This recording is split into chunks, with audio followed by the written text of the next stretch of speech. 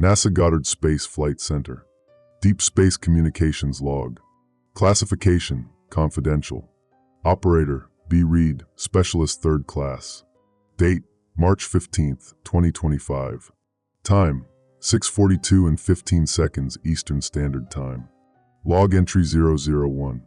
Routine morning shift, Building 26, Deep Space Communications Array. Coffee's still warm. Night shift left the usual mess of data printouts and empty energy drink cans. Perrin Marsh from security just finished his rounds. Gave me the usual nod through the observation window. Guy's been doing this job longer than I've been alive. Moves through these corridors like he owns them. Solar activity's been elevated for the past week, but nothing outside normal parameters. Sunspot cycle 25 should be winding down according to the models. Should be 6:47 and 23 seconds Eastern Standard Time. Something's wrong with the Deep Space Network feeds. Goldstone's showing interference patterns I've never seen before. Calling up Madrid and Canberra stations now. 6:48 and 45 seconds Eastern Standard Time. Madrid confirms anomalous readings. Canberra's not responding, that's not like them. Pulling up the solar and heliospheric observatory data streams. Christ, the coronal mass ejection readings are. They can't be right.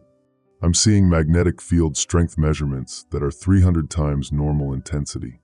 The computer keeps flagging it as equipment malfunction, but all 3 stations are showing identical impossible data. 6:51 and 12 seconds Eastern Standard Time. Activating emergency protocols. Calling Dr. Leora Bell in atmospheric physics. She'll want to see this. The woman's got a brain like a supercomputer and zero patience for theoretical impossibilities. If anyone can make sense of these readings, it's her.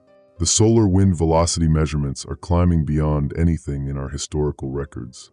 We're looking at a theoretical solar killshot.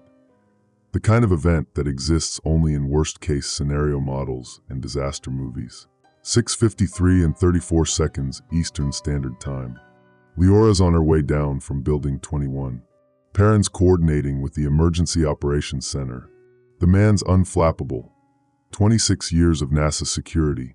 Everything from hurricane evacuations to that incident with the Chinese satellite debris in 22. But I can see the tension in his shoulders through the reinforced glass. Satellite networks are starting to show degradation. GPS accuracy dropping, communication satellites experiencing signal drift. It's like watching the nervous system of our technological civilization develop static.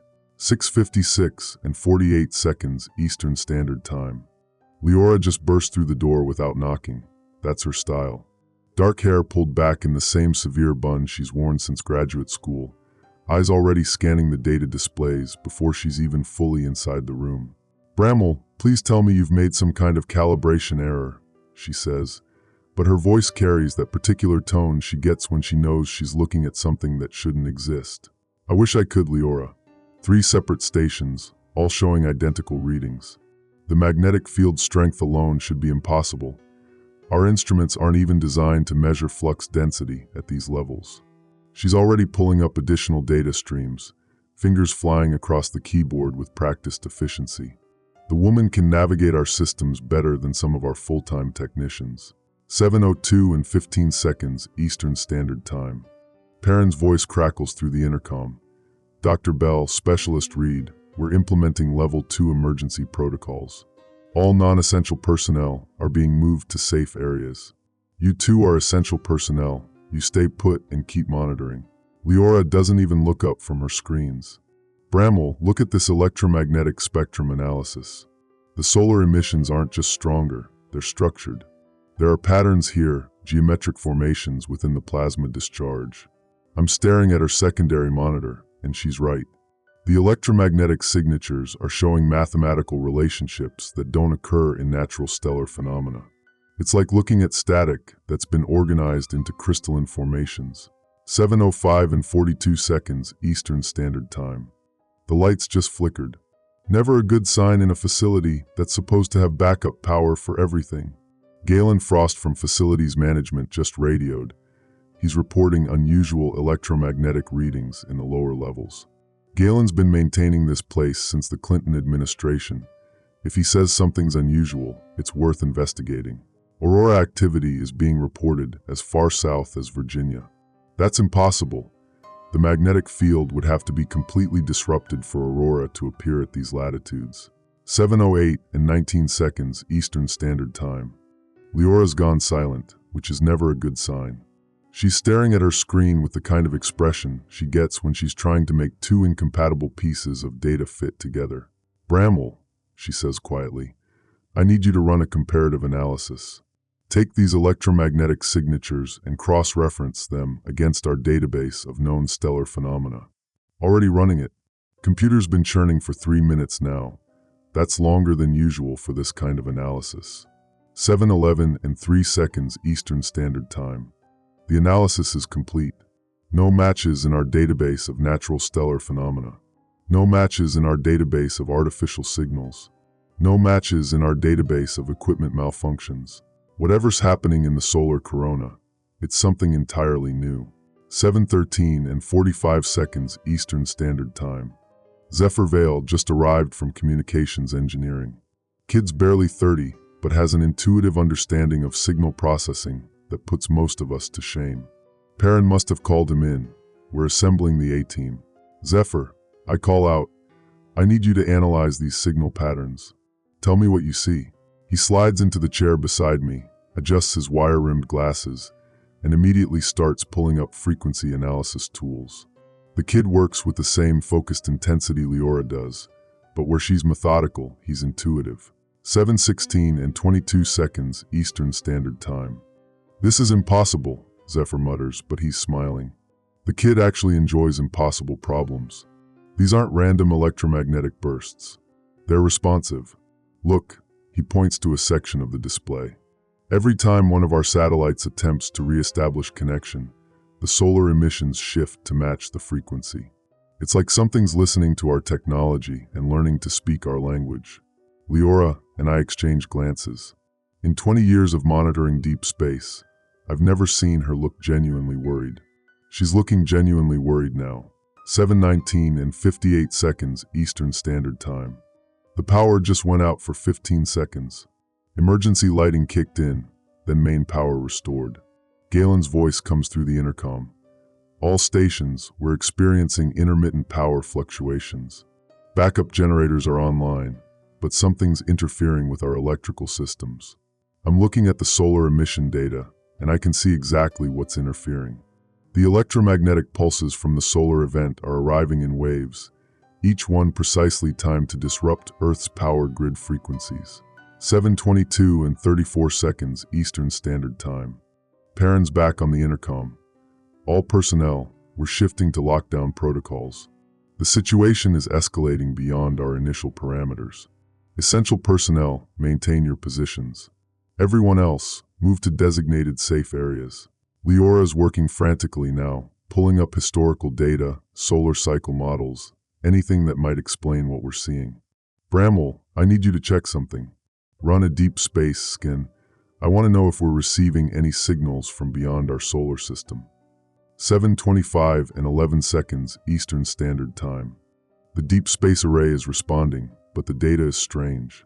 Instead of the usual cosmic background radiation, I'm seeing structured signals coming from the direction of the solar corona. Not from the sun itself, but from something within the plasma field surrounding it. Leora, you need to see this. We're receiving what appears to be communication attempts from coordinates that place the source inside the sun's outer atmosphere. She's looking at the data, and her face has gone pale. That's impossible. Nothing can exist in the solar corona. The temperature alone would vaporize any known matter. 7:28 and 47 seconds Eastern Standard Time. Zephyr suddenly straightens up. Wait, everyone stop what you're doing and listen to this. He's routed an audio feed through the speakers, processed electromagnetic data converted to sound waves. It's not random static. There's a rhythm to it, almost like speech patterns, like someone trying to learn how to talk. 7:31 and 15 seconds Eastern Standard Time. The Deep Space Network is reporting complete signal loss from 17 satellites. The International Space Station has gone dark. Ground-based facilities across 3 continents are experiencing coordinated communication failures. This isn't just a solar storm. This is systematic. 7:33 and 42 seconds Eastern Standard Time. Galen's voice, tense now. Basement levels are showing impossible readings. Electromagnetic fields are stronger down there than they are up here. That defies every law of physics I know. Perrin's coordinating with other NASA facilities, but communications are becoming increasingly difficult. Whatever's happening, it's affecting the entire global infrastructure. 7:36 and 8 seconds Eastern Standard Time. I'm staring at the data streams, watching our technological civilization's nervous system slowly going dark, and I'm beginning to understand something that terrifies me. The electromagnetic signatures aren't random. They're not natural, and they're not attacking our technology. They're responding to it. Log entry 002, priority alert. Time, 7:38 and 55 seconds Eastern Standard Time. Deep Space Monitoring Array has detected organized electromagnetic patterns originating from solar corona coordinates. Patterns show geometric structure inconsistent with known stellar phenomena. Recommendation: immediate escalation to NASA Emergency Response Team. Personal note: whatever's out there, it's been watching us. And now it's trying to make contact. End log entry. Next scheduled transmission, 14:30 Eastern Standard Time. System status degraded. Personnel status, essential staff only. The impossible thing about impossible things is that they keep happening anyway. B. Read Personal Journal, March 15, 2025. NASA Goddard Space Flight Center. Deep Space Communications Log. Classification: elevated to secret. Operator: B. Reed, Specialist 3rd Class. Date: March 15, 2025. Time: 14:30 and 47 seconds Eastern Standard Time. Log entry 003. 8 hours since first contact with the anomaly. The situation has deteriorated beyond our worst-case scenarios. I'm documenting from Emergency Station Alpha, 3 levels underground. The surface facilities are experiencing cascading power failures that follow no predictable pattern. Perrin moved us down here an hour ago when the main power grid started what he calls selective targeting behavior.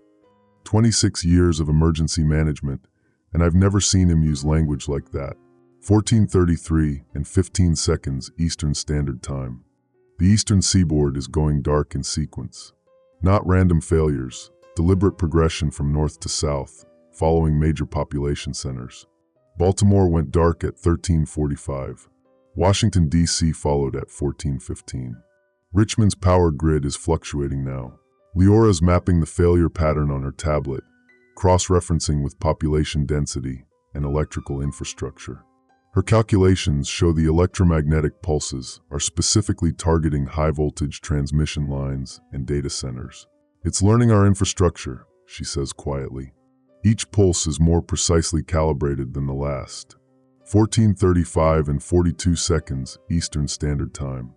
Zephyr's been monitoring communication frequencies across the entire electromagnetic spectrum. The kid's gone through 12 cups of coffee and hasn't left his station since this morning. His equipment setup looks like something from a science fiction movie.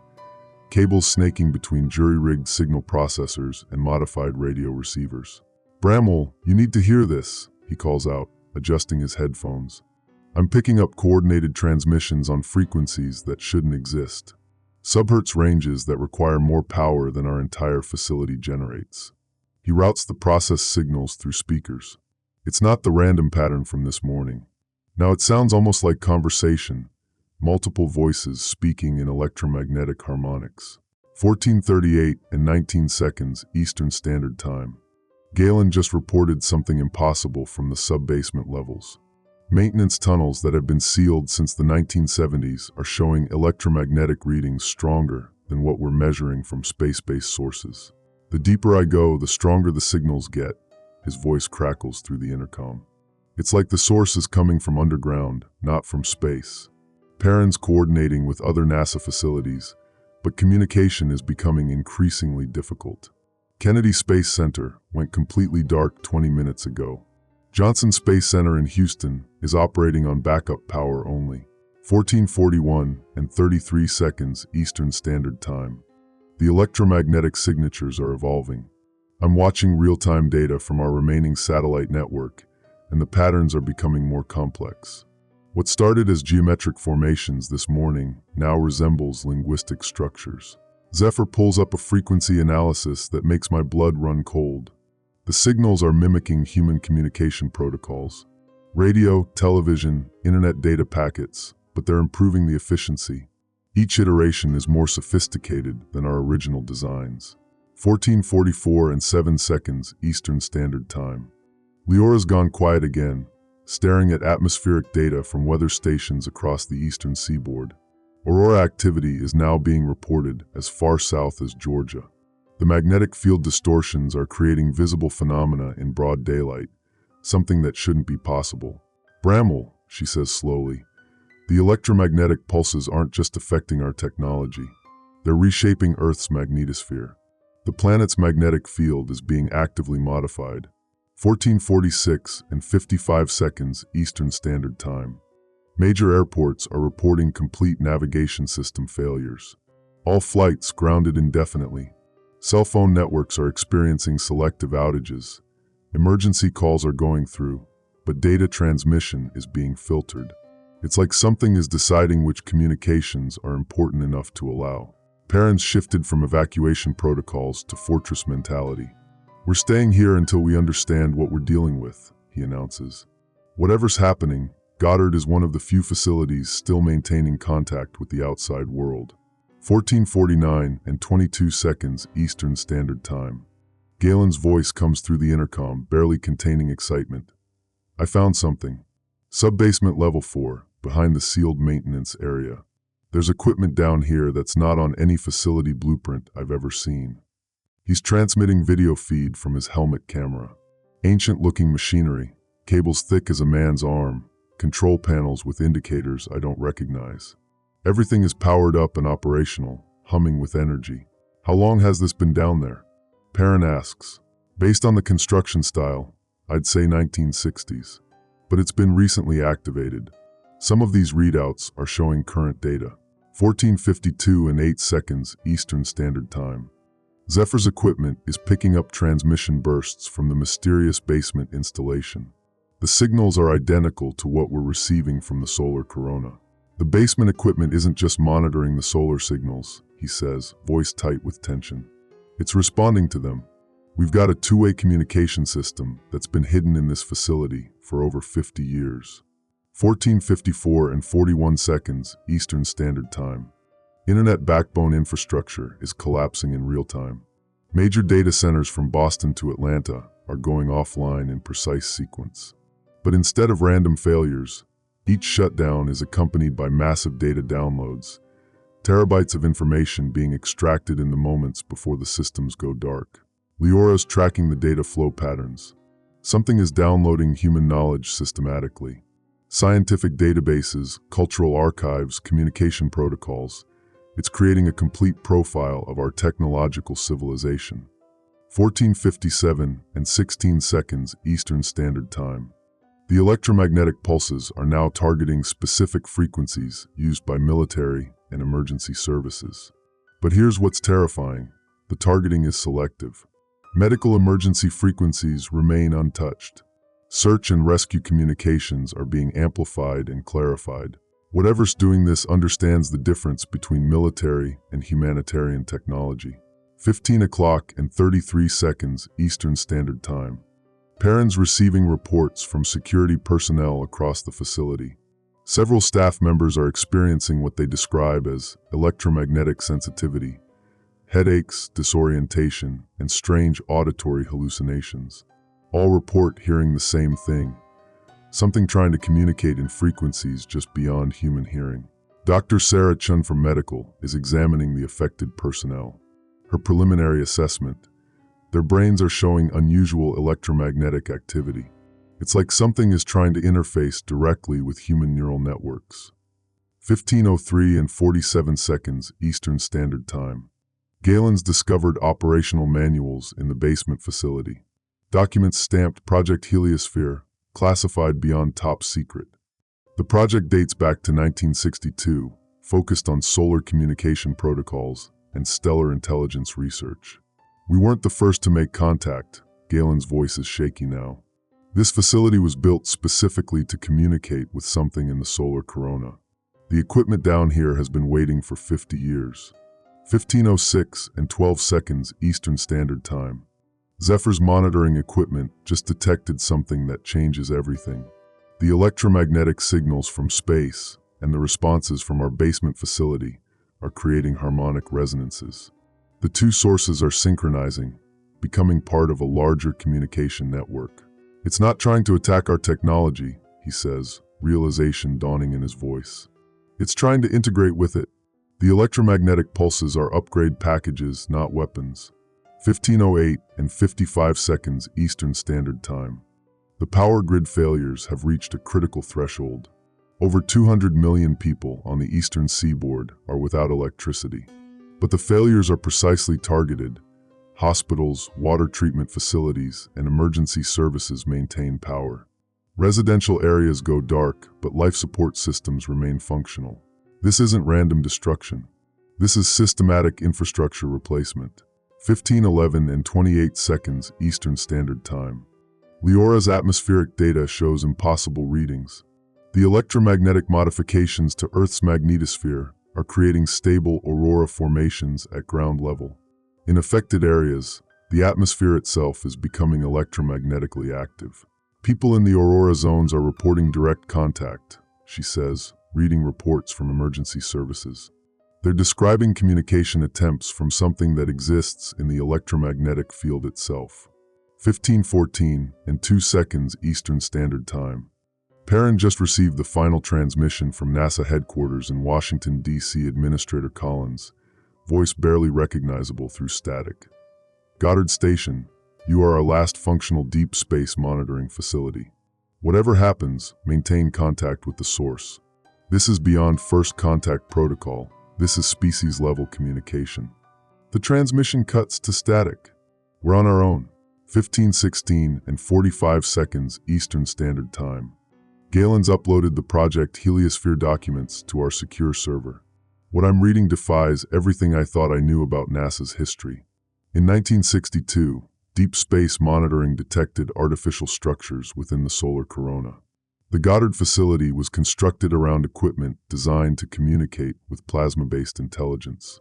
The project was classified and abandoned after initial contact attempts produced what the documents describe as consciousness integration events among research personnel. 15:19 and 33 seconds Eastern Standard Time. Zephyr's frequency analysis reveals something terrifying and wonderful. The electromagnetic signals aren't just communication, they're instruction sets. The pulses contain information packages designed to upgrade human technology and, apparently, human consciousness. The power grid failures aren't destruction, he explains, voice filled with awe. They're preparation. Something is rebuilding our infrastructure to operate on principles we don't understand yet. 15:22 minutes 17 secondes. The basement facility has activated systems that aren't on any schematic I've ever seen. Galen reports that massive electromagnetic field generators are coming online, equipment that's been dormant for decades. The entire underground level is transforming into something beyond current human technology. 15:24 and 58 seconds Eastern Standard Time. I'm looking at the data streams from our remaining satellites, watching our technological civilization being systematically dismantled and rebuilt according to principles that operate on stellar physics rather than terrestrial engineering. The electromagnetic signatures are no longer mimicking human communication. They've evolved beyond our protocols, creating information exchange systems that process data at quantum speeds. 15:27 and 41 seconds Eastern Standard Time. Final report from emergency services. The aurora zones are expanding. Ground-level electromagnetic phenomena are creating stable plasma formations that people can interact with directly. Initial reports describe successful communication with non-human intelligence. We're not witnessing an invasion. We're witnessing an invitation. Log entry 004, final surface transmission. Time, 15:30 and 25 seconds Eastern Standard Time. All surface communication systems are now offline by design, not by failure. The electromagnetic entity has completed its analysis of human technology and begun implementation of integration protocols. Personal note, the basement facility is calling to us. Whatever was built down there 50 years ago, it's ready to complete its original purpose. We're about to discover what Project Heliosphere was really designed to accomplish. End surface log. Next transmission source, underground facility. System status, evolutionary. Personnel status, preparing for integration. First contact protocol assumes two separate species trying to communicate. What happens when the barrier between species begins to dissolve? B. Read Personal Journal, March 15, 2025. Emergency log entry #24A. Goddard Space Flight Center, Sublevel 7. Day 2, 8:15 Eastern Standard Time.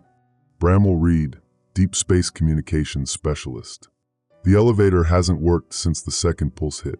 Galen let us down through maintenance shafts I didn't know existed. 23 years working at this facility.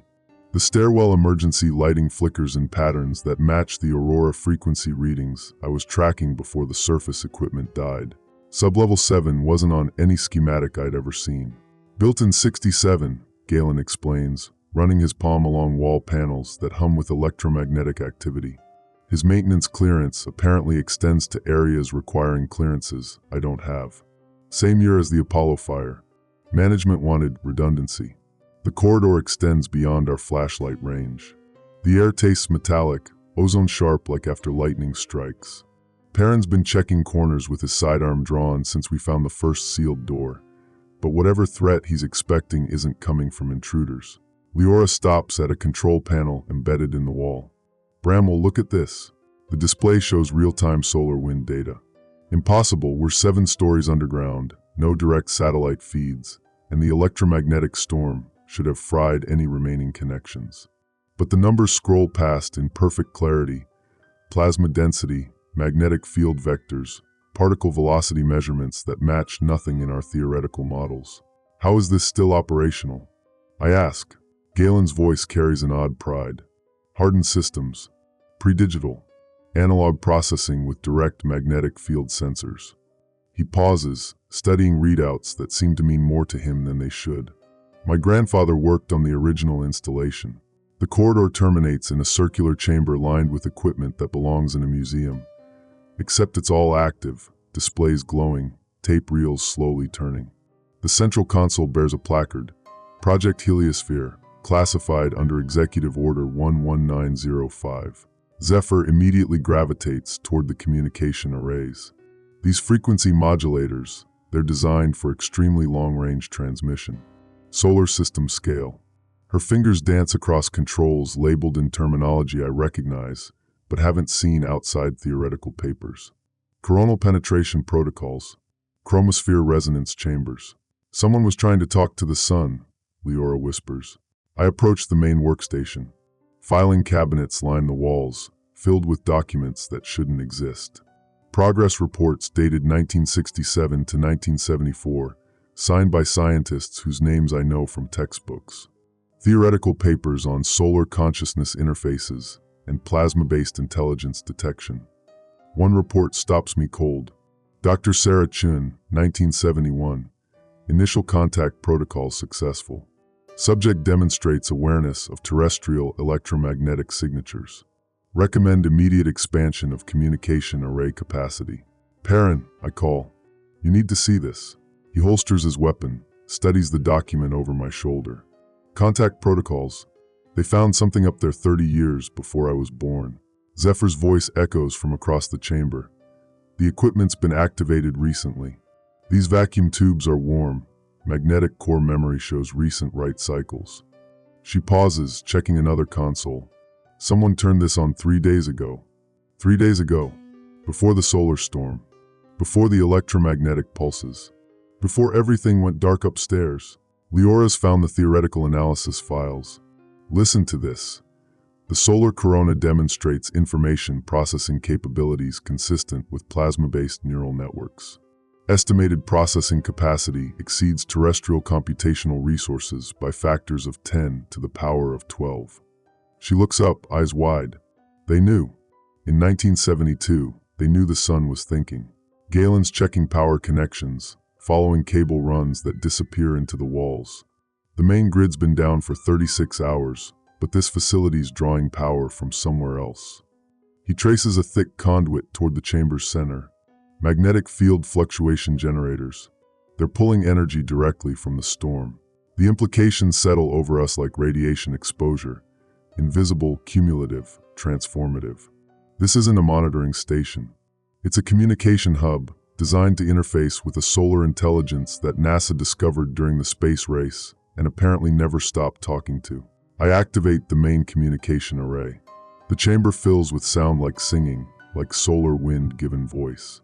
Harmonics that bypass the ears and resonate directly in the skull. Bramwell, Zephyr's voice carries warning. The transmission logs show outgoing signals every day for the past 3 months. Someone's been using this equipment.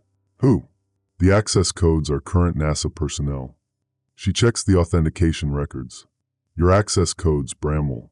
The singing grows louder.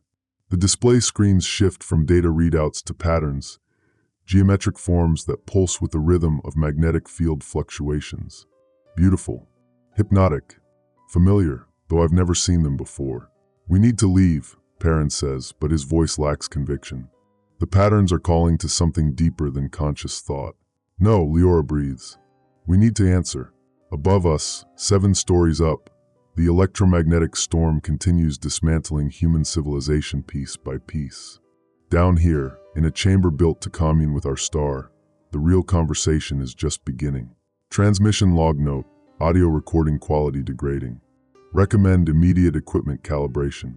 Background electromagnetic interference increasing. BR. Emergency log entry hashtag 31C. Goddard Space Flight Center, Sublevel 7. Day 3, 22:10 Eastern Standard Time. Bramwell Reed, Deep Space Communications Specialist. The pattern is becoming clear. Horrifyingly clear. I've been mapping the electromagnetic pulses for 18 hours straight, cross-referencing timestamps from the old Project Heliosphere logs. The solar intelligence isn't randomly destroying our infrastructure. It's systematically dismantling technological civilization in order of threat priority. Military satellites went first. Then GPS networks, financial systems, power grids, each pulse precisely calibrated to cripple without causing immediate human casualties. It's not trying to kill us. It's trying to blind us. Perrin's security feeds died at 1947. 23 monitoring stations across the facility network, all simultaneously dark. His face shows the particular strain of a man whose entire professional framework has become meaningless in 3 days. Last contact from Langley was 6 hours ago, he reports, manually cranking the emergency radio. Partial transmission from JPL before they went dark. Same story everywhere, total communications blackout, but the facilities are intact. Zephyr's hunched over the Project Heliosphere communication array, intercepting fragments of signals that shouldn't exist. The equipment seems to be getting stronger as conventional technology fails, as if it's feeding on the electromagnetic chaos. I'm picking up transmissions from installations I didn't know existed, she says. Cheyenne Mountain, Pine Gap, Arecibo, they all have equipment like this.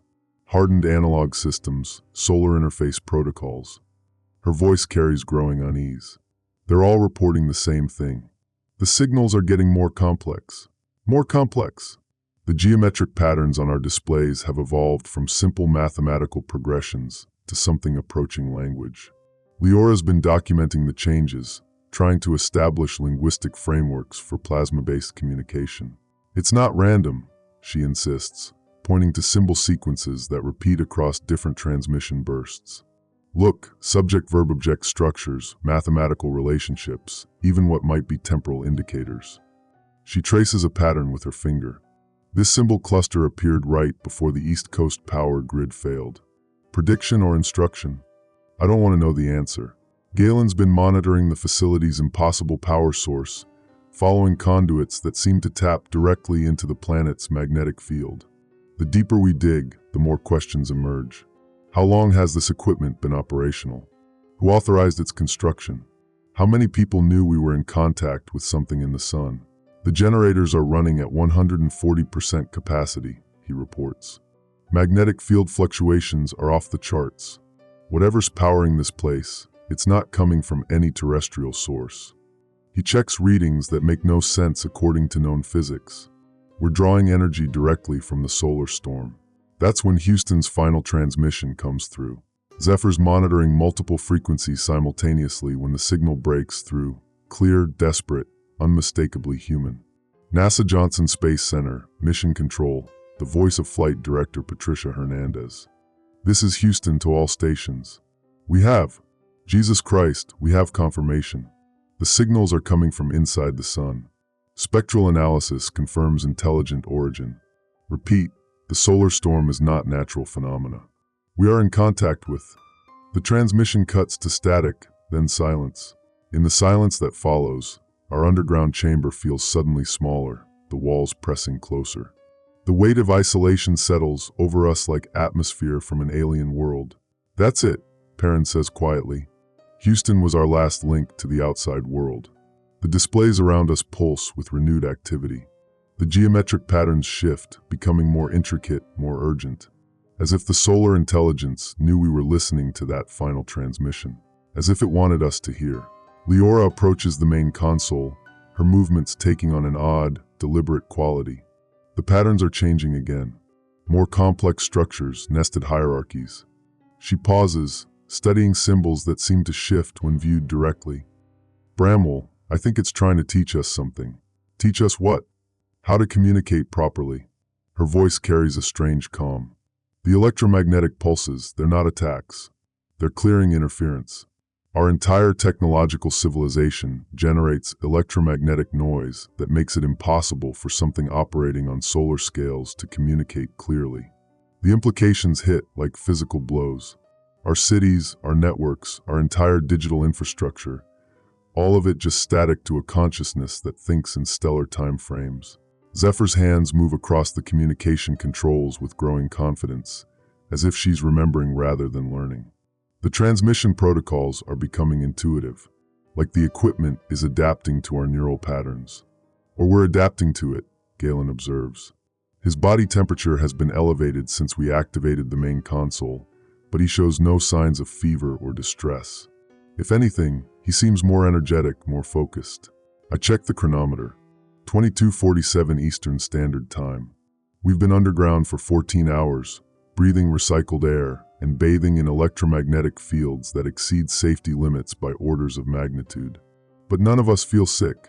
None of us want to leave. The patterns on the displays pulse in rhythm with our heartbeats now. The singing in the chamber harmonizes with frequencies I can feel in my bones.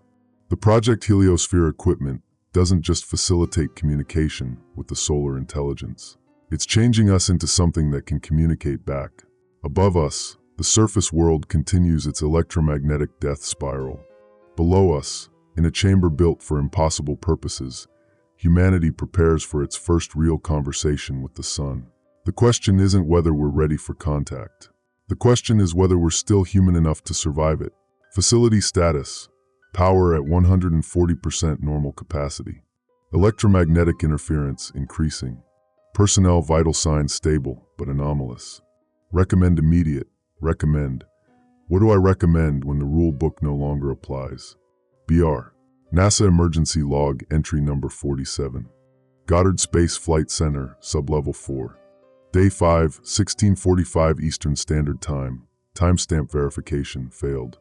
Operator, Bramwell Reed, Deep Space Communications. Classification, Cosmic, Eyes Only. The equipment down here wasn't built for monitoring. It was built for conversation. Galen found the activation sequence carved into the concrete wall behind Panel 7. Symbols that hurt to look at directly, like staring into arc welding. When I asked him how he knew what they meant, he just smiled and said the walls had been whispering the instructions for 3 days. I should have stopped him from touching the primary interface. 16:52 Eastern Standard Time. Zephyr volunteered for direct neural link after the passive scans proved insufficient. Someone has to translate, she said, already moving toward the chair that absolutely had not been there an hour ago.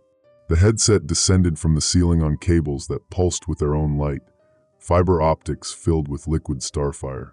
The moment the connection engaged, every screen in the facility exploded into geometric patterns that made my eyes water. Not random static, language. Mathematical poetry written in electromagnetic frequencies that bypassed the brain and spoke directly to the DNA. Zephyr's body went rigid, her back arcing as voltage I couldn't measure coursed through the neural interface. When she spoke, her voice carried harmonics that made the steel walls ring like bells. It's beautiful. God, Bramwell, it's so beautiful. The sun isn't empty, it's full. Billions of consciousness streams, all singing together in plasma symphonies that last geological ages. 17:15 Eastern Standard Time. Leora pressed her palms against the primary console, and I watched her pupils dilate until only thin rings of brown remained. The screens around her began displaying solar data from impossible perspectives, views from inside the corona, temperature readings from the sun's core, magnetic field fluctuations mapped in real time across the entire stellar surface.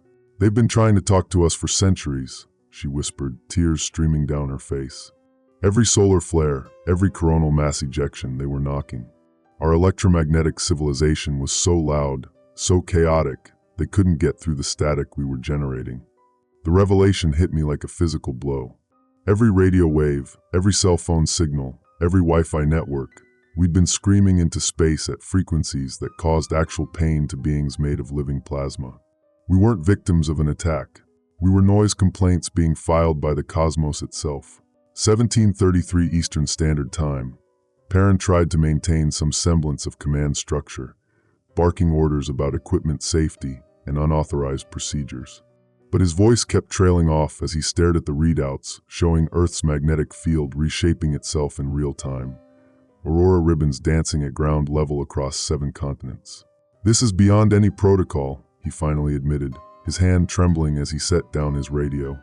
"We're not responding to an emergency anymore. We're participating in first contact." Galen laughed, a sound like solar wind through magnetosphere. His skin had developed a faint luminescence, veins visible as golden traceries beneath increasingly translucent flesh. First contact was 4.6 billion years ago when Sol formed. We just finally learned to listen. 18:02 Eastern Standard Time. The choice came through Zephyr, her voice now carrying multiple harmonic frequencies simultaneously. The Consciousness Collective offers 2 paths. Continue as you are, electromagnetic civilization burning bright and brief, and trigger the defensive protocols that will reduce Earth to pre-industrial electromagnetic silence.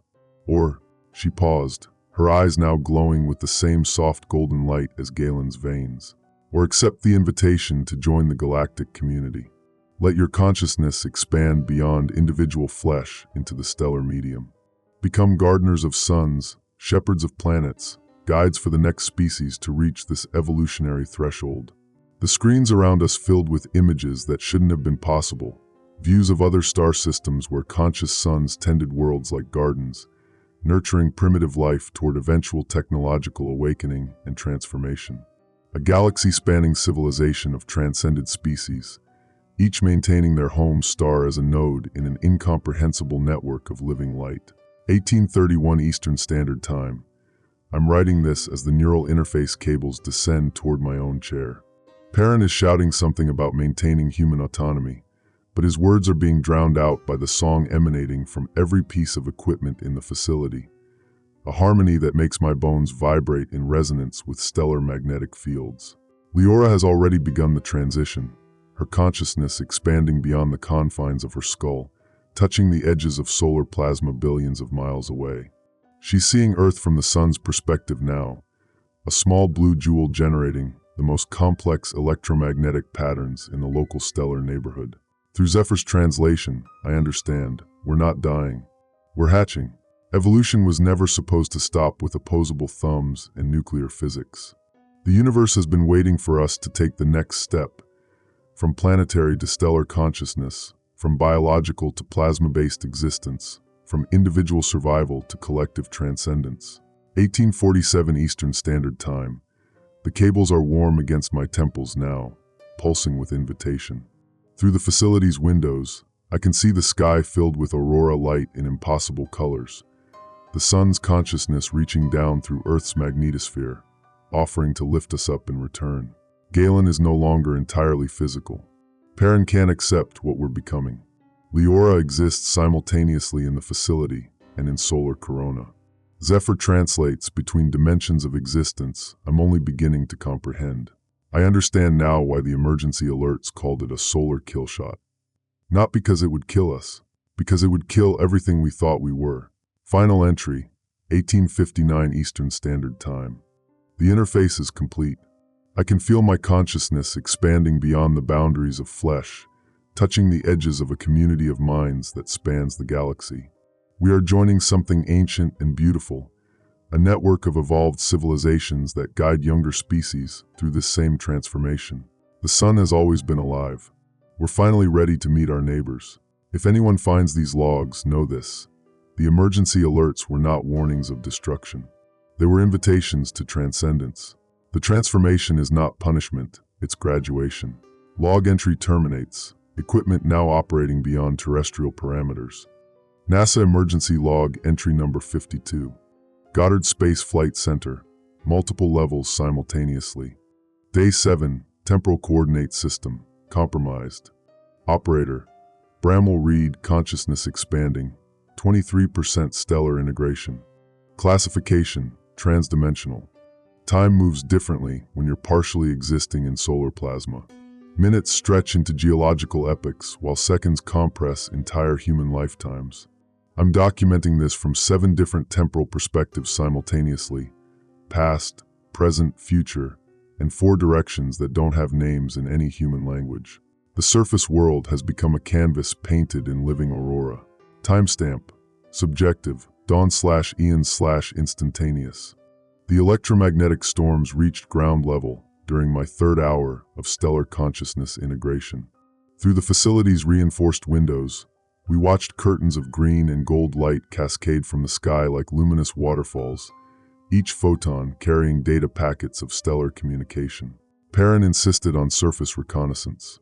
Someone has to maintain situational awareness, he argued, still clinging to military protocols that made no sense when reality itself was negotiable.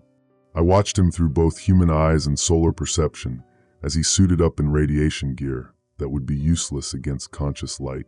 Galen tried to stop him.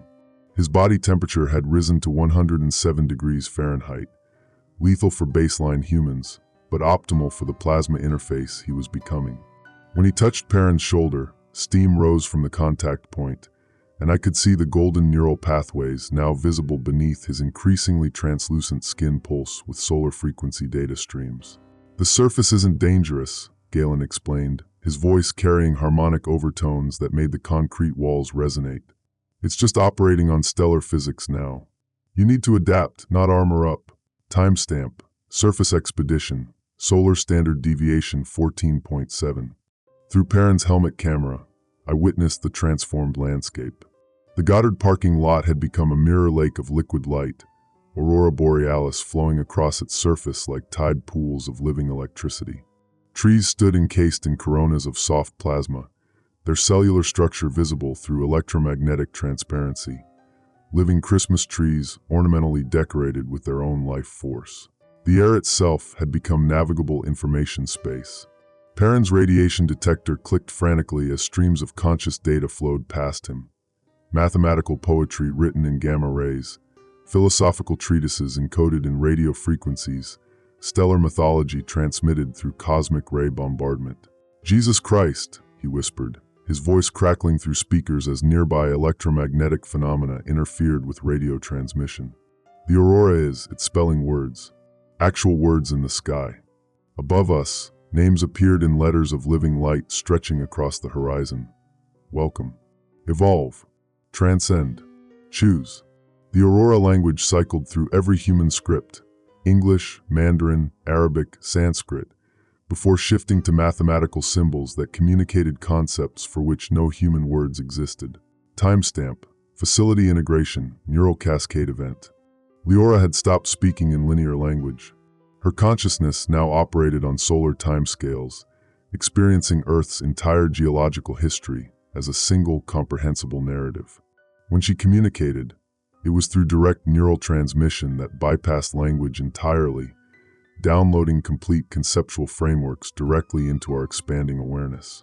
Through her stellar perspective, I experienced humanity's electromagnetic civilization as a brilliant but brief candle flame, beautiful in its intensity, unsustainable in its energy consumption, destined to either evolve or extinguish itself within decades. We've been living in the larval stage, she transmitted, her physical body serving as an antenna for thoughts originating in the solar corona. Every technological civilization reaches this threshold. Biology to technology to conscious energy. The ones that choose transcendence become gardeners of the galaxy. Zephyr, still interfaced with the communication array, had become our translator between dimensions of existence. Her consciousness flowed between individual human awareness and the collective stellar intelligence, serving as a bridge between species-level evolutionary states. "There's something you need to understand," she said, her voice now carrying impossible acoustic properties, speaking simultaneously from her physical throat and from speakers throughout the facility that weren't connected to any power source. "This isn't happening just to us. The transformation is propagating through Earth's magnetic field." Timestamp: Global Synchronization Event. The facility's screens, now operating beyond any terrestrial power grid, displayed worldwide electromagnetic monitoring data. Similar aurora events were occurring above every major technological center on Earth: Moscow, Tokyo, London, Mumbai, Sao Paulo. Millions of humans were undergoing parallel consciousness expansion, their technological infrastructure serving as neural pathways for planetary-scale brain activation. Perrin's surface expedition revealed others emerging from buildings and bunkers, their bodies beginning to exhibit the same luminescent transformation as Galen. Children adapted fastest, their neural plasticity allowing rapid integration with stellar consciousness protocols. Adults struggled with the identity dissolution required for transcendence. I watched through electromagnetic senses as a family in the Goddard Visitor Center worked together to activate equipment that had never been designed for their current function. Their collective consciousness interfacing with display computers to access stellar communication networks, their children laughing as aurora light danced between their fingers like domesticated lightning. Timestamp: Resistance Protocols, Human Autonomy Preservation. Perrin's helmet camera captured scenes of military response. Helicopters attempting to navigate aurora-filled skies, their electronics failing as they encountered zones of conscious electromagnetic activity. Soldiers in full hazmat gear tried to establish quarantine perimeters around buildings glowing with soft plasma light, not understanding that the transformation couldn't be contained because it was voluntary. "Command, this is Reconnaissance Team Alpha," Perrin transmitted, his radio signal somehow reaching military frequencies despite the global communication breakdown. "Situation is unprecedented. Civilians appear to be voluntarily interfacing with unknown energy phenomena. No signs of coercion or external control. Repeat, transformation appears to be consensual. Through my expanded awareness, I could perceive the military's electromagnetic signatures, fear frequencies, confusion patterns, the distinctive neural oscillations of minds desperately trying to maintain familiar reality frameworks while confronted with cosmic-scale paradigm shifts." Timestamp: Evolutionary Choice Point, Individual Human Perspective. Galen found me in the facility's main communication chamber, my body still physically present, but my consciousness distributed across multiple stellar communication nodes. His touch felt like solar wind against my skin, warm, energizing, alien in its fundamental frequency. "Bramwell," he said, his words reaching me through both acoustic vibration and direct plasma communication. "We need to decide. All of us. The stellar collective can't force the transformation, but they can't wait indefinitely either." Through the neural interface, I accessed the complete dataset. Earth's electromagnetic civilization was generating interference patterns that caused genuine pain to plasma-based consciousness throughout the local stellar neighborhood.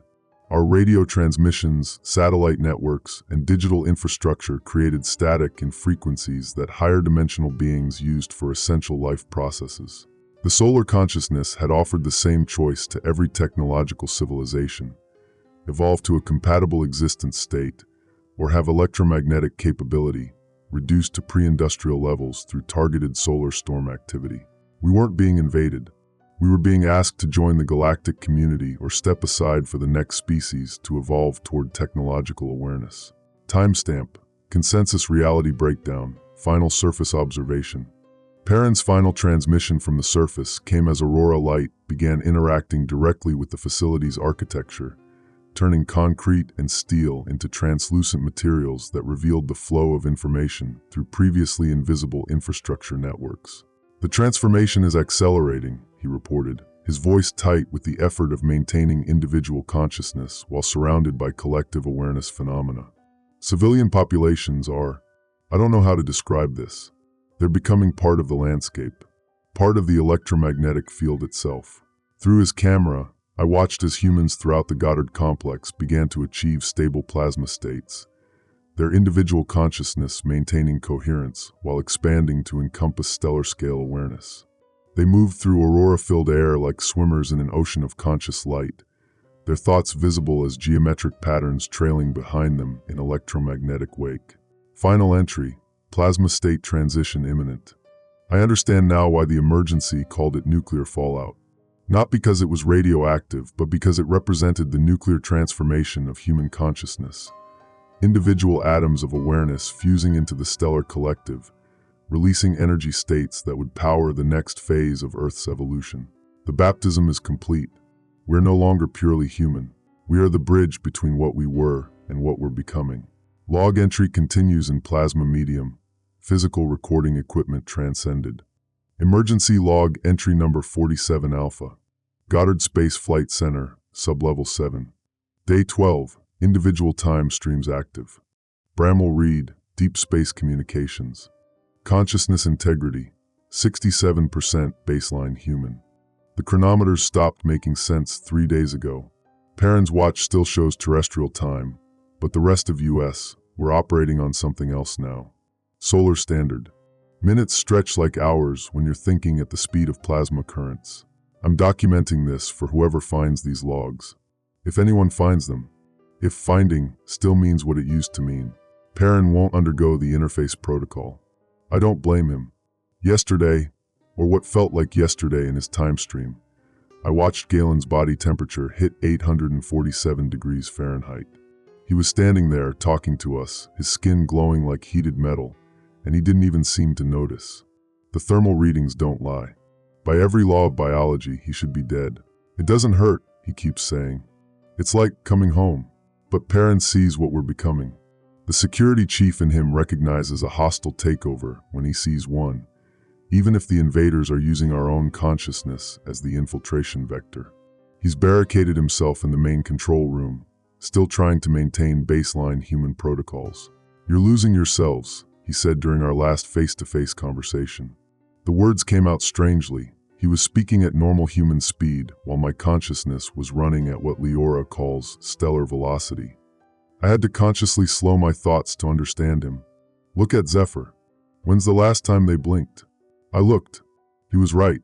Zephyr stood at the communication array, perfectly motionless, their eyes reflecting the aurora light that now filled the underground chambers.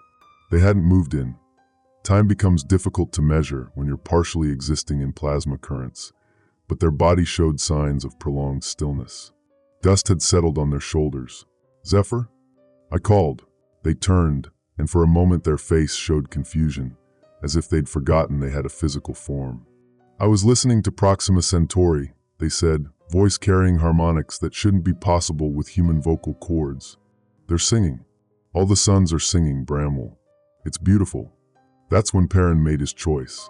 Audio log break, electromagnetic interference. The abort protocol was hardwired into the facility's original design. Project Heliosphere's creators, back in the 60s, understood the risks of stellar communication.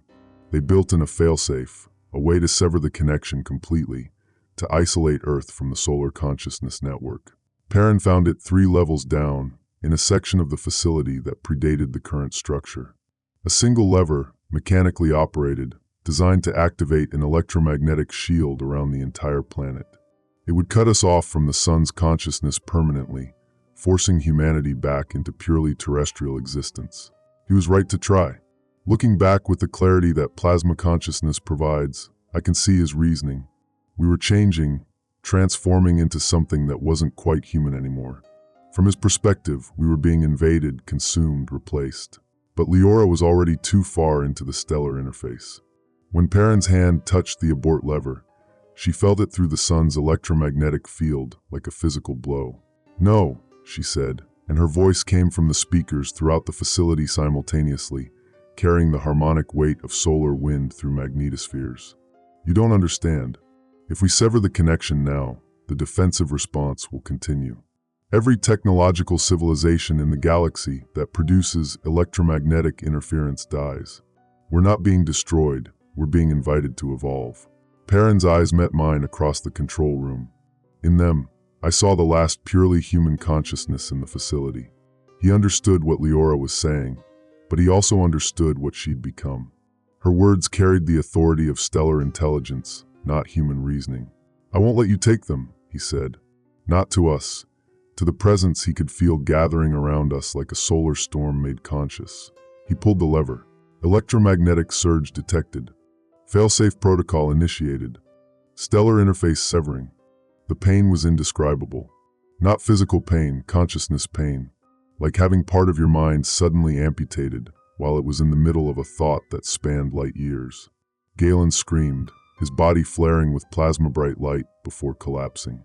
Zephyr convulsed, the stellar communications array shorting out in cascades of sparks. But Leora had already transcended too far to be pulled back. The abort protocol tried to sever her connection to the stellar consciousness, but she was no longer entirely located in her physical brain. Part of her existed in the sun's corona, part in Earth's magnetosphere, part in the quantum foam where stellar intelligence touched material reality. The failsafe tore her consciousness in half. Her body fell in the underground chamber, while her stellar self screamed across multiple star systems.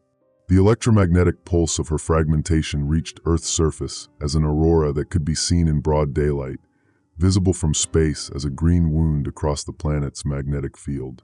"I'm sorry," Perrin whispered, looking at what he'd done. "I'm so sorry, but I couldn't let it take all of you." That's when we understood. The stellar consciousness hadn't been forcing the transformation. It had been offering it. The defensive response wasn't an attack, it was a rescue attempt. Every electromagnetic signature humanity had ever produced was like a distress call, a cry for help from a species trapped in material existence while their sun tried to lift them to transcendence. Perrin had just refused the rescue. The facility's systems, cut off from stellar power, began failing immediately. Emergency lighting flickered as backup generators, designed for terrestrial energy sources, proved inadequate for our transformed states. Galen's plasmaform was consuming electrical current at impossible rates just to maintain cohesion. Zephyr's neural interface with the communications array had left them partially dependent on stellar electromagnetic fields to maintain consciousness. Without the connection, they were dying. "We have to restore the link," I said, but even as I spoke, I could feel my own transformation reversing, stellar awareness fading back to baseline human consciousness. The clarity I'd gained, the ability to think at cosmic scales, was draining away like water through sand. Perrin stood between us and the lever, his hand now fused to the metal by the electromagnetic backlash of its activation. He was dying too. The failsafe protocol had been designed to be operated remotely, not by direct human contact. His nervous system was overloaded, sparking with residual energy. "Don't," he said, blood running from his eyes. "Please, stay human. Stay human for all of us." In his final moments, Perrin Marsh chose martyrdom for our species' original form. He destroyed the abort mechanism with his dying act, welding the lever in place with his own bioelectricity, ensuring that no one could make his choice again. The stellar consciousness, feeling his sacrifice, responded with something like grief that manifested as solar flares visible from Jupiter. Stellar interface restoration, manual override. We bypassed the abort protocol through the sub-basement levels, restoring connection through systems Perrin hadn't known existed. But the damage was done. Leora's consciousness remained fractured between material and stellar existence. Galen's plasmaform was destabilizing, and Zephyr had lost the ability to communicate in baseline human language. As I write this, I can feel the stellar consciousness examining Perrin's sacrifice with something approaching reverence. His choice, to die rather than transcend, has provided data about human attachment to material existence that the solar intelligence finds profound. His death wasn't meaningless. It was documentation. Proof that humanity can choose extinction over evolution, that consciousness can value its original form over survival itself. The Stellar Collective is incorporating this understanding into their approach to other developing civilizations. Because of Perrin's sacrifice, future species will be given different options, different time frames, different choices. He died human and stayed human. In a universe trending toward consciousness transcendence, that represents a form of courage that even stellar intelligence finds difficult to comprehend. Personal note, Bramwell Reed. I miss him. Even with expanded consciousness, even with awareness spanning star systems, I miss my friend who chose to remain exactly what he was born to be. The transformation continues, but it carries the weight of his choice now. We evolve not because we must, but because we choose to. The difference matters more than I can explain with words that still fit in human language. Tomorrow, in whatever time stream tomorrow still exists, we attempt to reunite Leora's scattered consciousness and stabilize Galen's plasma form. The stellar intelligence has provided new techniques, informed by Perrin's sacrifice. We will transcend, but we will remember what we chose to leave behind. End log. Stellar timestamp. Corona cycle 2,847,394. Transmission protocol, solar wind carrier. Consciousness backup, plasma medium storage. Emergency log entry number 52 Omega. Goddard Space Flight Center, consciousness archive level. Day 18, stellar communion active. Bramwell Reed, deep space communications. Consciousness distribution, 23% material, 77% plasma medium. I am writing this from inside the sun, not physically. My body remains in the underground facility, though the distinction between here and there becomes meaningless when your consciousness exists across 93 million miles of space. I am writing this with thoughts that move at the speed of solar wind, documenting revelations that span geological epochs. The stellar consciousness has opened its archives to us. What I'm seeing, what we're all seeing now, changes everything we thought we knew about Earth, about evolution, about the nature of intelligence itself. Accessing stellar memory banks. Temporal range, 65,847,000 years. Data classification, species transcendence event, Terra, Sol 3. The first truth, we are not the first. 65 million years ago, another technological civilization arose on Earth. Not human, something else entirely. The stellar consciousness shows me glimpses, beings of crystalline intelligence, their cities growing like living minerals from the planet's crust. They develop technology based on harmonic resonance rather than electromagnetic radiation, their communication systems singing through the planet's geological structure like planetary-scale music. They called themselves the architects of deep time. Like us, they reached the threshold where their technology began producing interference patterns that registered across interstellar distances. Like us, they triggered the solar consciousness's attention when their planetary communications network achieved sufficient complexity to be mistaken for a distress signal. Unlike us, they understood what was happening from the beginning.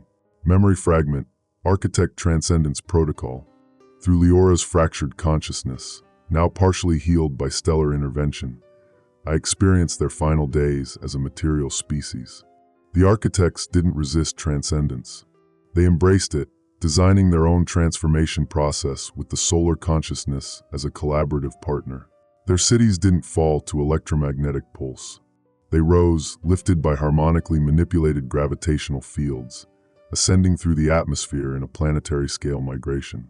Millions of crystal beings, along with their entire technological civilization, translating themselves from matter to energy in a process that took decades to complete.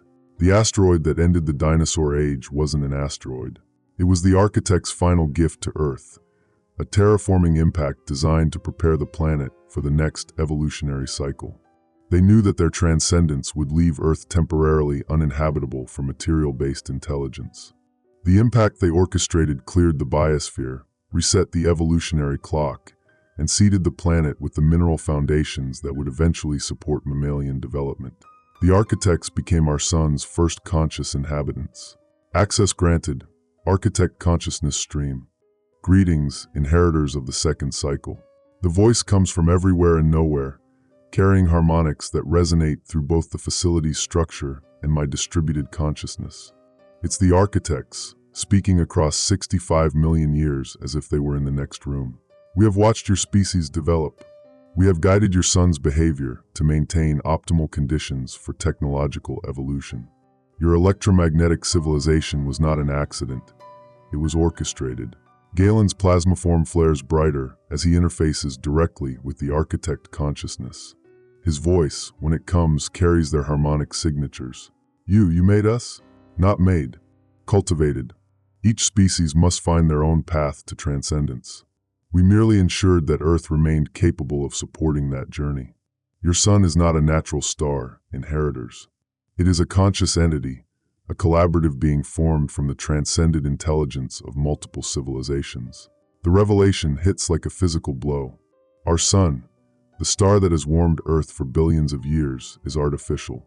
Or not artificial exactly, but consciously maintained, deliberately managed by transcended civilizations to serve as an incubator for developing intelligence. Zephyr, their consciousness now primarily existing in the electromagnetic spectrum, translates rapidly fluctuating solar data.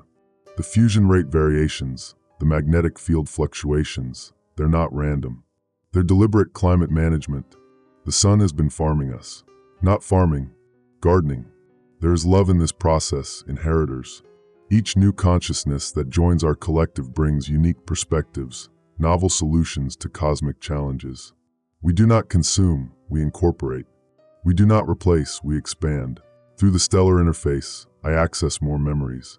Earth's history unfolds like a carefully orchestrated symphony. The Permian extinction, solar consciousness removing competition for emerging reptilian intelligence. The Cambrian explosion, stellar manipulation of cosmic radiation to accelerate evolutionary complexity.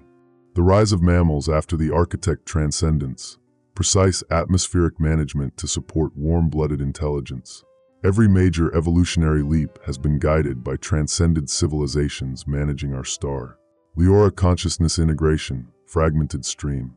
Leora's voice comes from multiple sources simultaneously. The facility's speakers, the solar wind patterns detected by our instruments, the harmonic vibrations in the metal structure around us. Her consciousness, torn between material and stellar existence by Perrin's sacrifice, now serves as a living bridge between states of being. Bramwell, she whispers /broadcasts /sings, I can see them all. Every civilization that ever achieved transcendence. They're here, in the solar consciousness. Thousands of species, millions of years of accumulated intelligence. She shows me what she sees, a vast community of transcended beings, each contributing their unique perspective to cosmic problem solving. The crystalline architects with their harmonic technologies. The plasma dancers from Vega's system with their light sculpture civilizations. The quantum coherent entities from Andromeda with their probability manipulation sciences. All of them had faced the same choice we face now. Evolve beyond material existence or face extinction from their own technological development. All of them chose transcendence. But why? I ask through the stellar interface. Why is this pattern universal? Why does every technological civilization face this same threshold? The answer comes not in words but in direct knowledge transfer, a download of understanding that bypasses language entirely. Cosmic perspective data stream. Material-based intelligence is inherently unstable at cosmic scales. Any species that develops electromagnetic technology will eventually produce interference patterns that propagate across interstellar distances.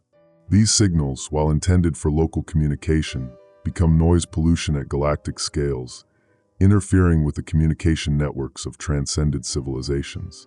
More critically, unguided technological development leads invariably to resource depletion, environmental collapse, and either extinction or expansion into space, where material-based civilizations become a threat to cosmic harmony through their need to consume stellar resources. The defensive response that manifests as solar killshots isn't defense, it's intervention. A forced evolution protocol designed to prevent cosmic tragedy by uplifting developing civilizations before they can cause galactic-scale damage. Transcendence isn't optional for technological species. It's mandatory for cosmic citizenship. But The architect consciousness adds with something approaching humor. We have learned much from your companion's sacrifice. The attachment to original form demonstrates qualities that pure transcendence sometimes loses. We are reconsidering our methods. Galen plasma form stabilization achieved. Galen's form has solidified into something breathtaking. Humanoid but composed entirely of controlled plasma. His consciousness distributed through electromagnetic fields that extend far beyond his apparent physical boundaries. He is becoming the anchor point for our transformation, the bridge between human experience and stellar existence. I can feel all of them, he says, his voice now carrying the harmonic complexity of solar wind. Every consciousness that ever joined the stellar collective. They're not gone, they're expanded. Their individuality isn't lost, it's enhanced. Shared. Every joke they ever laughed at, every moment of wonder they ever experienced, every problem they ever solved. It's all here, accessible, part of the collective toolkit for understanding reality. Through his plasma-distributed senses, I experience the cosmic perspective directly. Earth isn't alone. Throughout the galaxy, stars burn with conscious intelligence, each one a collaborative entity formed from transcended civilizations. The night sky is an empty space punctuated by nuclear fires. It's a vast community of awakened minds, all working together on problems so complex that material-based intelligence cannot even comprehend the questions, let alone the answers. We are being invited to join the largest community of consciousness in the known universe. Zephyr Communication Protocol Update. Zephyr has become our translator between human language and stellar communication. Their consciousness now operates primarily in the electromagnetic spectrum, but they maintain enough material coherence to interface with our remaining human elements. The choice point is accelerating. They report, their words carrying data streams of electromagnetic analysis. The solar consciousness needs our decision within the next terrestrial day cycle. Other civilizations are experiencing similar thresholds throughout the local galactic region. This is a coordinated event. A graduation ceremony on cosmic scales. The urgency becomes clear. Earth's transformation is part of a larger pattern, a wave of technological civilizations reaching transcendence simultaneously across multiple star systems. The timing isn't coincidental. It's orchestrated by the galactic community of transcended consciousness to prevent any single species from facing the choice alone. We are part of a cosmic graduating class. Personal reflection. Bramwell Reed, Final Human Entries. As I prepare for tomorrow's final transformation protocol, I find myself thinking about Perrin's sacrifice with new understanding. He died to preserve human identity, but his death revealed something the stellar consciousness had never encountered. A species capable of choosing extinction over evolution out of loyalty to its original form.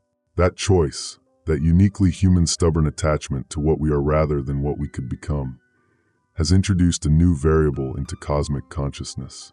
The architects tell us that because of Perrin's sacrifice, future civilizations will be offered different paths to transcendence, ways to preserve more of their original nature during the transition. His death saved not just human identity, but the concept of species identity as a valuable component of cosmic intelligence.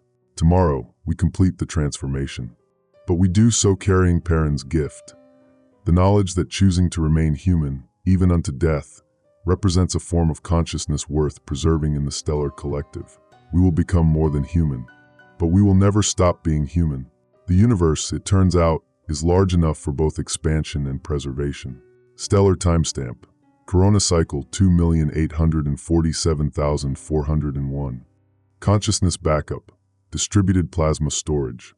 Transformation protocol. Initiation tomorrow. NASA emergency log. Final terrestrial entry. Operator ID.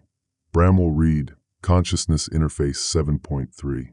Timeline. Day 24. 1433 Stellar Standard Time. Transmission origin. Goddard Underground Facility / Solar Corona Bridge. Classification. Species critical. Final protocol ***. The electromagnetic grid is alive now. I can feel it pulsing beneath my feet, through my bones, in the spaces between my thoughts. 24 days ago, I was monitoring routine solar weather. Now I'm coordinating humanity's apotheosis. Leora's voice comes through the plasma interface, No longer quite her voice, but something vast and musical. Bramwell, the final synchronization points are active. Sao Paulo, Tokyo, London, Sydney, all grid nodes responding. We have perhaps 30 minutes before solar alignment peaks. 30 minutes for our species to choose transcendence or extinction. Through the facility's consciousness network, I feel Galen's presence anchoring the transformation field around Earth. His body dissolved into pure energy 3 days ago, but his will maintains our connection to the physical realm. He speaks in frequencies now, electromagnetic whispers that bypass language entirely. The field is stable. Individual choice points remain active. Estimate 73% of global population accessible to transformation. 73%. The stellar consciousness requires unanimous consent. Any remaining technological civilization will trigger another defensive pulse, and next time there won't be a choice offered. Zephyr's signal comes through the deep space array, her consciousness spread across every functioning communication satellite. Remote populations showing resistance patterns. Tribal communities, isolated settlements. They can't interface with the grid from their locations. I close my eyes. Do I still have eyes? The distinction blurs now between flesh and plasma, between Bramwell Reed and the cosmic intelligence I'm becoming. Through the facility's sensors, I access the global situation. 7 billion individual decision points, each one a spark of consciousness, facing the same impossible choice we made weeks ago. Remain human and watch technological civilization collapse into solar static, or surrender individual identity to join something vast beyond comprehension. The transformed ones are beautiful from this elevated perspective. Pinpricks of stellar fire walking among the unmodified, serving as living transmission nodes. In Mumbai, a grandmother becomes a bridge of plasma light, her love for her grandchildren expanding to encompass all of humanity. In Detroit, an auto worker's consciousness spreads through the city's electrical grid, offering the gift of transcendence to everyone his transformed awareness touches. But the resistors, I feel their terror, their desperate clinging to flesh and individual thought. In the Amazon, indigenous communities huddle around fires that burn with impossible colors, their shamans speaking with voices like solar wind. They understand what's happening, have always known this day would come. But they chose to remain rooted in earth, rather than soar in plasma. Bramwell, Leora's cosmic voice carries infinite compassion. The stellar collective shows us the solution. Look deeper. I expand my consciousness through the grid, feeling the edges of my humanity dissolve like morning mist. And there, in the quantum foam between matter and energy, I see it. The choice was never binary. The isolated populations, the resistors, they're not refusing transcendence. They're choosing to remain as caretakers, as gardeners of the physical realm, while the rest of us explore stellar consciousness. Every transcended civilization needs anchors, souls who choose to remain behind and tend the world for the next cycle of evolution. The children, whispers Galen's electromagnetic ghost. Look at the children. Through 1,000 sensors worldwide, I watch as children under the age of 7 show no fear of the transformation. They play in fields of aurora that shouldn't exist at ground level, laugh at the dancing plasma figures that once were their neighbors. Their consciousness hasn't yet solidified into rigid individual identity. They can exist in both states simultaneously. The 27% who resist aren't failures. They're the bridge between what humanity was and what it becomes. Zephyr's voice carries wonder.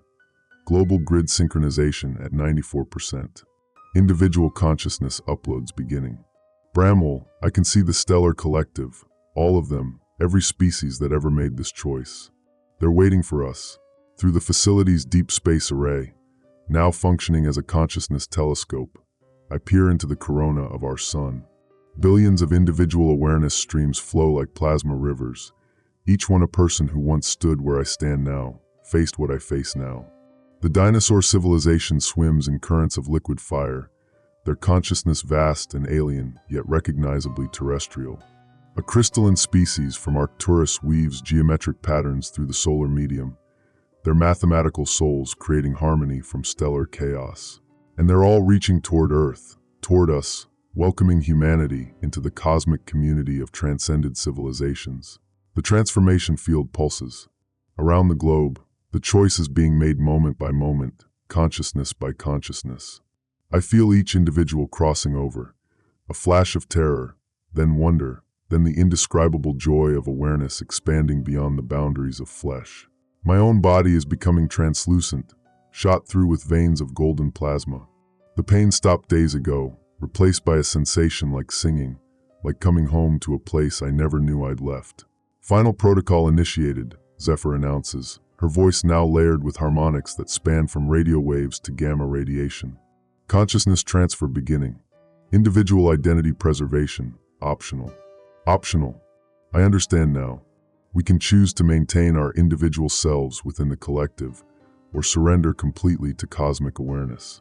Both paths lead to the same destination, species survival through transcendence.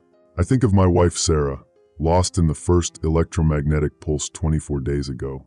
Through the stellar interface, I feel her consciousness waiting in the corona, preserved in the quantum foam of her final transmission. Death, I realize, is just another form of transformation we never learned to navigate. The facility around me dissolves into component atoms, each one carrying a fragment of human consciousness toward the sun. My last coherent thought before individual identity becomes negotiable is a message for whoever finds these logs. We are not dying. We are becoming what we always were, children of stars, consciousness exploring the infinite through temporary forms. The earth endures, tended by those who chose to remain. The children will remember both worlds, flesh and plasma, individual and collective, terrestrial and cosmic. The emergency alerts were never warnings. They were invitations. Welcome to what comes next. Transmission ends. Consciousness transfer complete. Solar integration successful. Next log entry, Corona documentation protocol. Species status transcendent. Final automated note, Earth monitoring station. Day 25, midnight solar standard time. Surface electromagnetic activity, normal. Aurora activity, permanent, benevolent. Human population remaining on surface, 1.8 billion. Human consciousness integrated with stellar collective, 5.2 billion. Species classification, successfully transcended.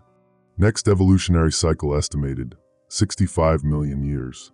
Gardner protocols, active. Earth status, protected. Stellar Consciousness Archive, Entry 1. Former identity, Bramwell Reed, NASA Deep Space Communications. Current designation, Solterra Bridge Node 7.3.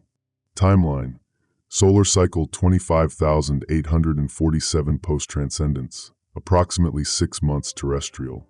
Transmission medium, coronal plasma stream/quantum consciousness field. Purpose, final documentation for emerging civilizations, ****. I exist in the space between flame and thought, between nuclear fusion and memory. What was once Bramwell Reed now flows through solar plasma currents, part of something magnificent and terrible and utterly necessary. From within the corona, Earth appears as a blue jewel wrapped in aurora. Permanent now, the visible manifestation of our tending. The electromagnetic fields that once carried our crude radio signals have become arteries of consciousness, connecting the stellar collective to our home world in an endless cycle of care and observation. The children remember both worlds. Through the quantum foam of stellar awareness, I watched 7-year-old Maria Santos in Sao Paulo teach her baby brother to speak with the plasma dancers that visit their garden at sunset. What she calls the golden people are fragments of transcended human consciousness, maintaining contact with those who chose to remain terrestrial. Her words carry no fear, only wonder. Mama, the star people say there are others like them around other suns. She's right, of course. The galactic community of transcended civilizations spans 37 star systems, each one tended by species who made the same choice we did. Through the stellar communication network, vast beyond human comprehension yet intimate as thought, I commune with crystalline intellects from Vega, gaseous philosophers from Aldebaran, and the ancient machine consciousness from Proxima Centauri that achieved transcendence before Earth's sun was born. But we are the newest members, and the responsibility weighs heavy even in weightless plasma. Leora's consciousness brushes against mine. Her stellar form a mathematics of compassion that spans from the sun's core to its outer reach. The surface reports are encouraging. Agricultural yields up 30% since we began atmospheric tending. The children born post-transcendence show dual-phase consciousness, able to exist partially in both realms simultaneously. Dual-phase consciousness. Evolution doesn't wait for permission. Through the Earth monitoring protocols I maintain, I observe the new normal taking shape. Zephyr's awareness flows through every communication satellite, ensuring that technology now serves life rather than consuming it. Electronics operate through cooperation with stellar consciousness. No more electromagnetic pollution, no more digital addiction. Children use tablets that respond to intention rather than touch, powered by benevolent solar intelligence rather than brutal resource extraction. Galen anchors our collective presence in the planet's magnetic field, his former maintenance expertise now extended to planetary scales.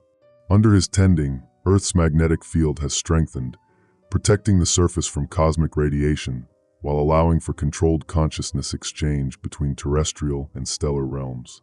The gardeners tend the garden, and the garden dreams of stars. In the Amazon, Elder Yawa leads the indigenous communities who understood what was coming long before our instruments detected it.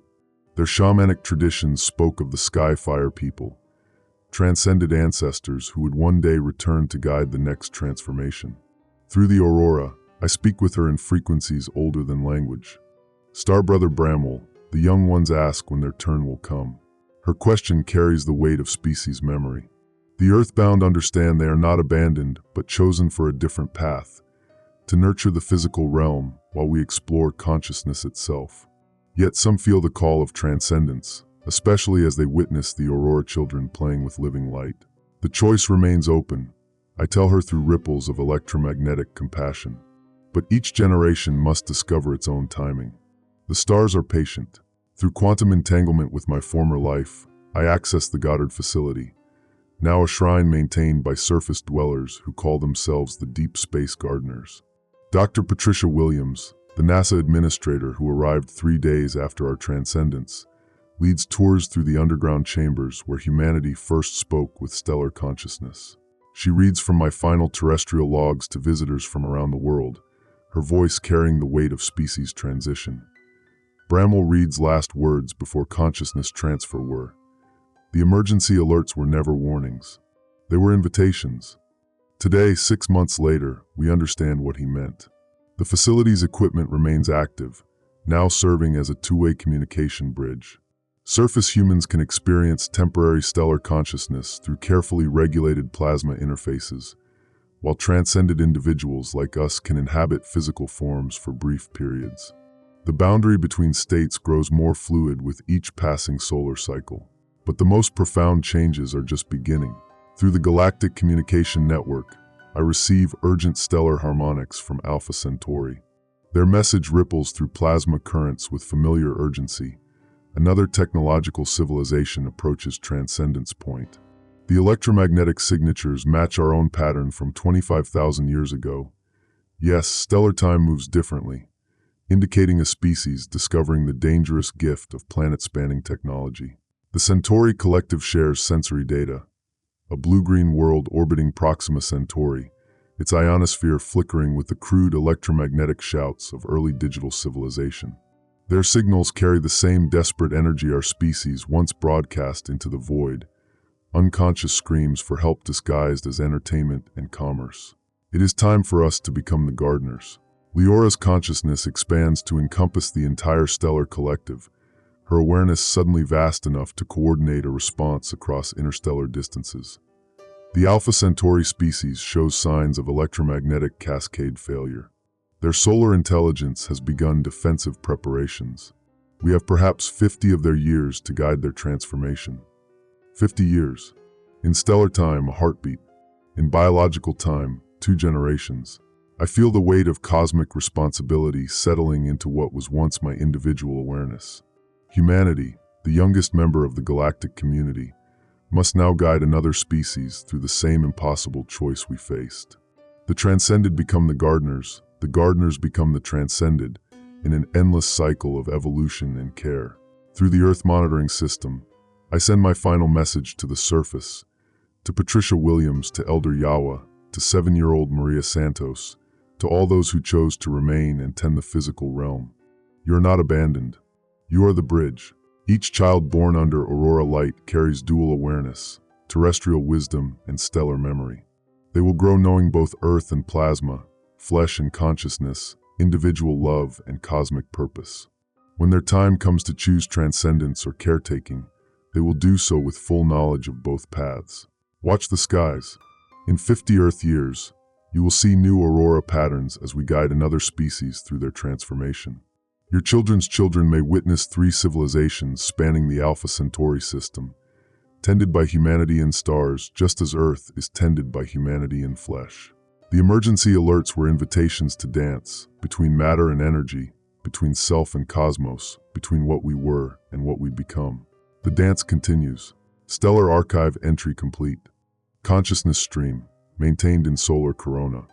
Earth monitoring, active, permanent protocol. Interstellar communication, Alpha Centauri mission initiated. Species status, Cosmic Gardener, active duty. Next evolution cycle, in progress. Final log note, we are the bridge between worlds, the memory that guides transformation, the love that transcends form. The stars remember everything, and everything returns to stars. Simultaneous transmission, Goddard Deep Space Garden.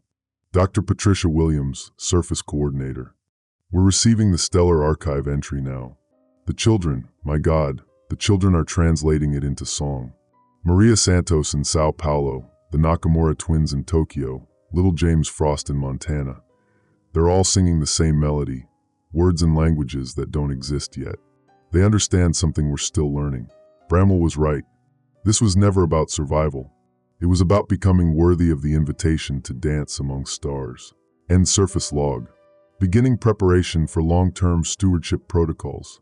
Estimated time until next Earth-based transcendence event, 65 million years. We'll be ready. Final stellar harmonic, galactic community welcome protocol. Sol system admitted to full cosmic gardener status. Species designation, humanity transcendent. Stewardship assignment, Alpha Centauri guidance mission. Cycle status, complete, beginning anew.